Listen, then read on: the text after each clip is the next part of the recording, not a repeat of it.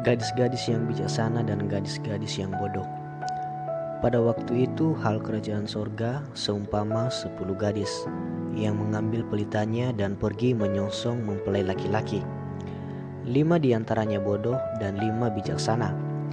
Gadis-gadis yang bodoh itu membawa pelitanya, tetapi tidak membawa minyak. Sedangkan gadis-gadis yang bijaksana itu membawa pelitanya dan juga minyak dalam buli-buli mereka. Tetapi karena mempelai itu lama tidak datang-datang juga, mengantuklah mereka semua lalu tertidur. Waktu tengah malam terdengarlah suara orang berseru, "Mempelai datang, songsonglah dia." Gadis-gadis itu pun bangun semuanya lalu membereskan pelita mereka. Gadis-gadis yang bodoh berkata kepada gadis-gadis yang bijaksana, "Berikanlah kami sedikit dari minyakmu itu, sebab pelita kami hampir padam." Tetapi jawab gadis-gadis yang bijaksana itu, "Tidak, nanti tidak cukup untuk kami dan untuk kamu. Lebih baik kamu pergi kepada penjual minyak dan beli di situ." Akan tetapi, waktu mereka sedang pergi untuk membelinya, datanglah mempelai itu dan mereka yang telah siap sedia masuk bersama-sama dengan dia ke ruang perjamuan kawin. Lalu pintu ditutup. Kemudian datang juga gadis-gadis yang lain itu dan berkata, "Tuan, Tuan, bukakanlah kami pintu." Tetapi ia menjawab, "Aku berkata kepadamu, sesungguhnya aku tidak mengenal kamu. Karena itu berjaga-jagalah, sebab kamu tidak tahu akan hari maupun akan saatnya." Perumpamaan tentang talenta. Sebab hal kerajaan sorga sama seperti seorang yang mau bepergian ke luar negeri, yang memanggil hamba-hambanya dan mempercayakan hartanya kepada mereka. Yang seorang diberikannya 5 talenta, yang seorang lagi 2, dan yang seorang lain lagi 1, masing-masing menurut kesanggupannya. Lalu ia berangkat. Segera pergilah hamba yang menerima 5 talenta itu. Ia menjalankan uang itu lalu beroleh laba 5 talenta. Hamba yang menerima 2 talenta itu pun berbuat demikian juga dan berlaba 2 talenta. Tetapi hamba yang menerima 1 talenta itu pergi dan menggali lubang di dalam tanah lalu menyembunyikan uang tuannya. Lama sesudah itu pulanglah tuan hamba-hamba itu lalu mengadakan perhitungan dengan mereka. Hamba yang menerima 5 talenta itu datang dan ia membawa laba 5 talenta. Katanya, "Tuan, 5 talenta Tuhan percayakan kepadaku. Lihat, aku telah beroleh laba 5 talenta." Maka kata tuan itu kepadanya, "Baik sekali perbuatanmu itu, hai hambaku yang baik dan setia. Engkau telah setia dalam perkara kecil. Aku akan memberikan kepadamu tanggung jawab dalam perkara yang besar. Masuklah dan turutlah dalam kebahagiaan tuanmu." Lalu datanglah hamba yang menerima 2 talenta itu. Katanya, "Tuan, 2 talenta Tuhan percayakan kepadaku. Lihat, aku telah beroleh laba 2 talenta." Maka kata tuannya itu kepadanya, "Baik sekali perbuatanmu itu, hai hambaku yang baik dan setia.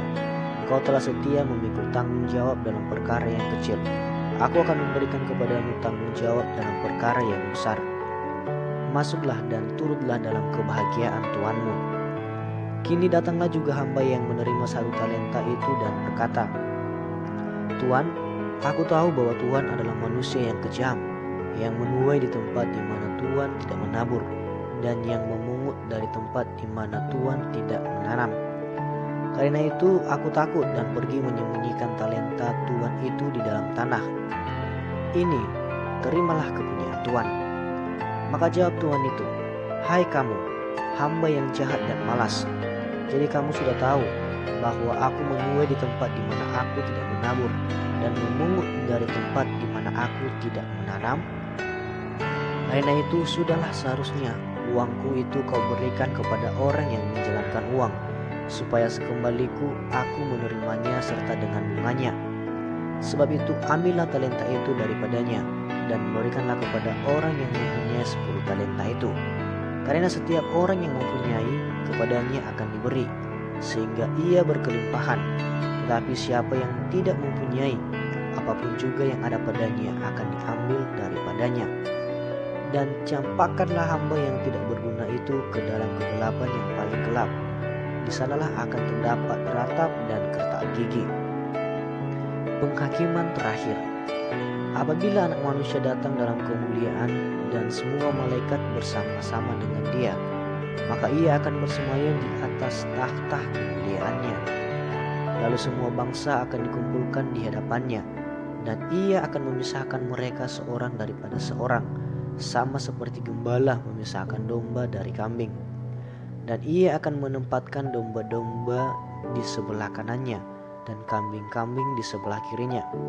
Dan raja itu akan berkata kepada mereka yang di sebelah kanannya, "Mari, hai kamu yang diberkati oleh Bapakku, terimalah kerajaan yang telah disediakan bagimu sejak dunia dijadikan. Sebab ketika aku lapar, kamu memberi aku makan. Ketika aku haus, kamu memberi aku minum. Ketika aku seorang asing, kamu memberi aku tumpangan. Ketika aku telanjang, kamu memberi aku pakaian. Ketika aku sakit, kamu melawat aku. Ketika aku di dalam penjara, kamu mengunjungi aku." Maka orang-orang benar itu akan menjawab Dia, katanya, "Tuhan, bila manakah kami melihat Engkau lapar dan kami memberi Engkau makan, atau haus dan kami memberi Engkau minum? Bila manakah kami melihat Engkau sebagai orang asing dan kami memberi Engkau tumpangan, atau telanjang dan kami memberi Engkau pakaian? Bila manakah kami melihat Engkau sakit atau dalam penjara dan kami mengunjungi Engkau?" Dan raja itu akan menjawab mereka, "Aku berkata kepadamu, sesungguhnya segala sesuatu yang kamu lakukan untuk salah seorang dari saudaraku yang paling hina ini, kamu telah melakukannya untuk aku."